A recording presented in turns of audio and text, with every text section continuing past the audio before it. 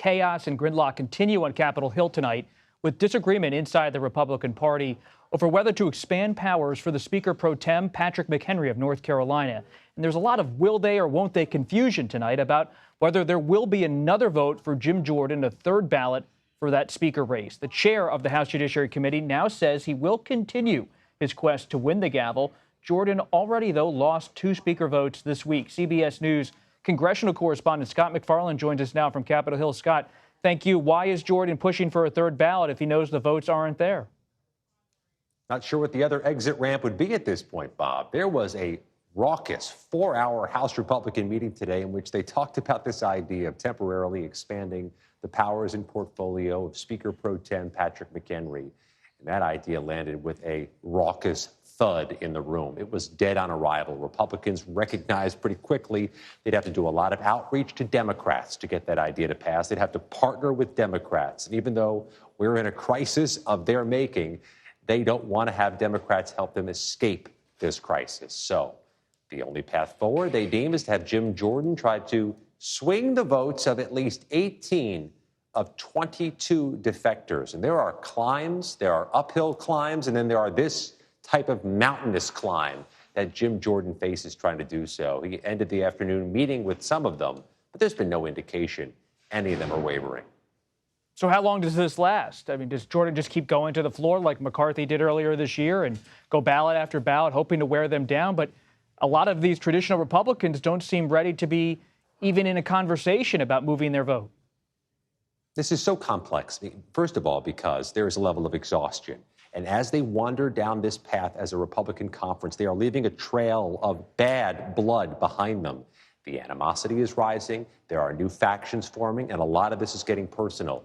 One Republican, Ken Buck of Colorado, told me today he doesn't think Jim Jordan's doing enough to tamp down the threats so many of these dissenters and defectors are getting, Ken Buck among them. And we've seen reports of death threats against some of these Republicans who've gone another way.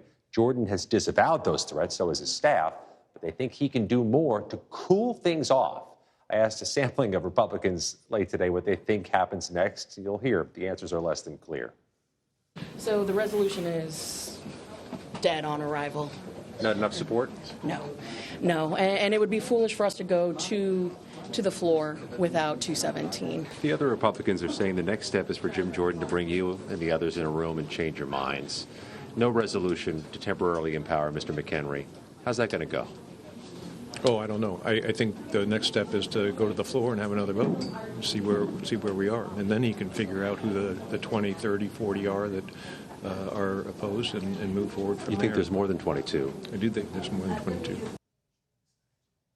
And Bob, there's obviously one key difference between this circumstance and Kevin McCarthy's circumstance. Every roll call vote exerts political pain on some of the moderates in swing districts who continue to support Jim Jordan. Wasn't true in the Kevin McCarthy case.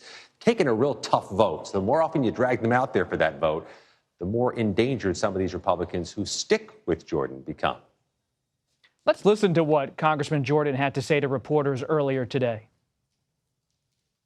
We made the pitch to members on the resolution as a way to lower the temperature and get back to work. We decided that wasn't where we're going to go. I'm still running for Speaker, and I plan to go to the floor and get the votes and win this race. But I want to go talk with a few of my colleagues. Particularly, I want to talk with the 20 individuals who voted against me. So Jordan's still in, Scott, and just about 20, 30 seconds left here. If not Jordan, who? Oh, if there was a name that we could offer, he or she would be the Speaker already. They've been in this quagmire for days knowing Jim Jordan had a real steep climb. I think you have to hit rock bottom sometimes before you open your mind broader. And it feels like after this day, maybe the next ballot, getting close to rock bottom. They keep digging inside of the House Republican Conference. Scott MacFarlane, thank you.